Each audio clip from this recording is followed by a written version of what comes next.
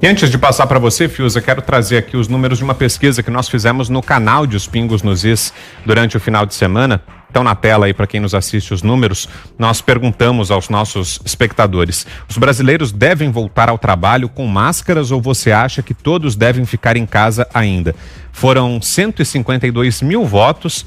E o resultado foi o seguinte: 85% disseram que todos os brasileiros devem voltar ao trabalho. Essa foi a opção mais escolhida, 85% dos votos.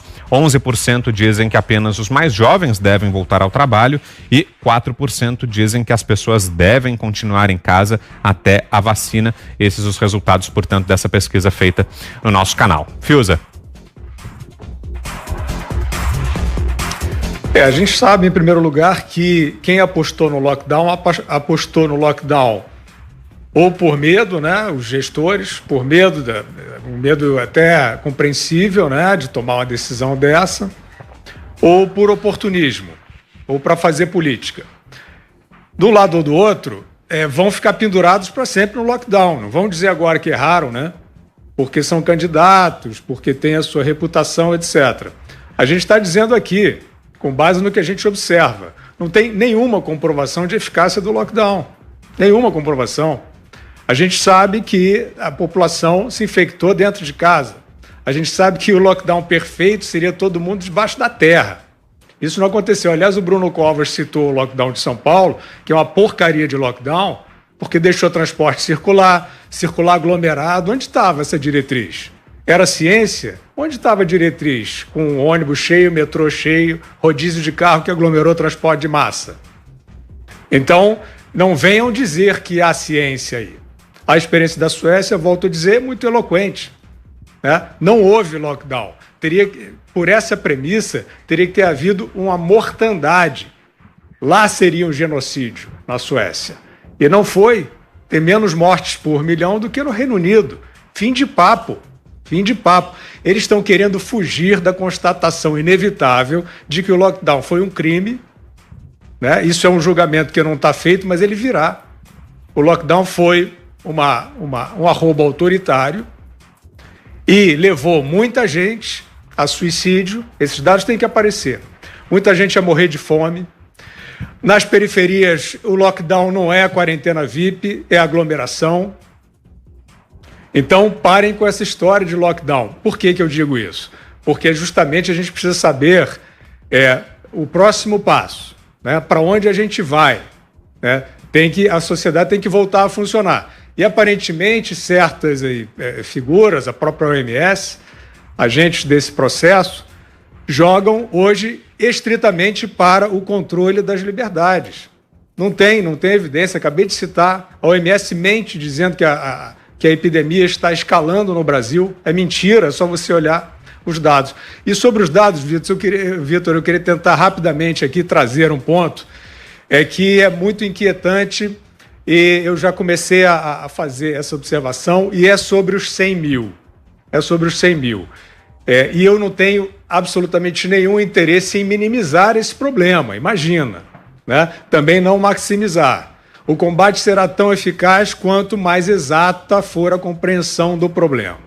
Então, vamos lá. Eu mencionei outro dia aqui que nós tivemos, de 2019 para 2020, uma queda de cerca de 30 mil mortes por pneumonia. É um dado muito estranho. Eu perguntei para especialistas, para médicos, está todo mundo meio escondido, eu entendo, o debate está complicado, mas a gente está aqui falando, então a gente tem que tentar saber. Não é uma oscilação normal.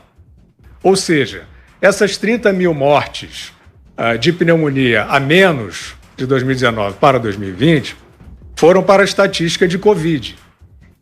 Só que a Covid não matou essas 30 mil pessoas. Senão você teria uma estatística, né? Quer dizer, se essa oscilação fosse possível, você teria todos os anos dezenas de milhares de mortes de diferença dentro da estatística. Isso não acontece. Então eu trouxe aqui alguns dados, Vitor, um levantamento simples, para a gente dar uma olhada nessa característica. Foram de 16 de março a 10 de agosto, hoje, 64.083 mortes por pneumonia. Nesse mesmo período do ano passado, foram 98.438 mortes. Ou seja, do ano passado para esse, morreram menos 34.355 pessoas de pneumonia. Isso é impossível em termos de oscilação normal, né? Você diz, não, as pessoas tiveram menos pneumonia. Não. Esses dados foram para a Covid. Isso não acontece só com a pneumonia. Isso acontece com septicemia. De 2019 para 2020, menos 16.837 mortes. Insuficiência respiratória, 2019 para 2020, menos 4.558 mortes. Eu estou falando de oscilações, Vitor, volto a dizer, que nenhum especialista, e se tiver algum para trazer essa premissa ou corrigir essa premissa, traga. Isso é um programa jornalístico. Não há essa oscilação na série histórica, né? Não há, normalmente, uma oscilação de 16 mil pessoas a menos morrendo de septicemia de um ano para o outro. O que eu quero dizer? Essas pessoas tinham Covid, mas elas não morreram de Covid e nem o Covid foi o fator letal, porque se fosse o fator letal, ele ia acrescer nessa estatística original do ano passado de septicemia. Continuando, AVC, acidente vascular cerebral, de 2019 para 2020, menos 5.476 mortes. Também não existe em série estatística essa variação. Infarto, 2019 para 2020, mesmo período, março a agosto, menos 9.458 infartos. Não houve, Vitor, menos 9.458 infartos. Houve infartos que foram lavrados, atestados como Covid. Nós estamos trazendo esse ponto desde o início. Esse vírus ele se dissemina muito facilmente. As comorbidades.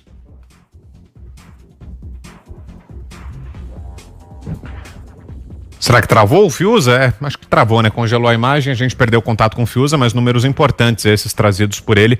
Daqui a pouquinho ele complementa. Diga, Augusto. Enquanto a gente restabelece a conexão, tá aí, eu vou apresentar um caso de hoje. Lamentavelmente, queria lamentar a morte do publicitário Enio Mainardi, um grande publicitário. Morreu, saiu a notícia na Folha de hoje e os termos que a Folha usou foram exatamente o seguinte: Enio Mainardi morre por causa da Covid-19. Esse por causa de ilustra o que está dizendo o Guilherme. Você morre porque há esse problema da comorbidade, morre por outros motivos, mas você foi hospitalizado porque você estava com a Covid. Esse tipo de levantamento que atribui tudo à Covid, se a Covid está presente entre esses fatores que contribuem para a morte, não é uma estatística correta. Não é. Guilherme tem razão. Agora sim, contato restabelecido com Guilherme Fiuza. Pode concluir, Fiuza. Já estava mais ou menos dito, Vitor, só para dizer então que nessa base de comparação estatística, né, com incidências que são, em geral, constantes, não tem essa grande oscilação. Se a gente se reportar aos dados de 2019, óbitos por pneumonia, septicemia, insuficiência respiratória, AVC e infarto, nós tivemos 70.684 mortes a menos em 2020, atribuídas à Covid. Esta premissa, eu gostaria que ela entrasse na discussão, não é minimizar o problema, é conhecer o problema, porque ela estando correta, ela significa que cerca desses 100 mil, cerca de 70.684 pessoas, dentro dessas estatísticas constantes, estavam no grupo das pessoas que iam falecer desses males que eu citei. Não é uma premissa nova que eu estou trazendo, é uma premissa que eu estou trazendo desde o início da pandemia, que eu acho covarde, acho não científico, acho desonesto não haver a separação num vírus que se espalha tão rápido das pessoas que morreram por causa dele ou das pessoas que morreram apenas com ele. Bom, e agora a gente tem um chamado aqui da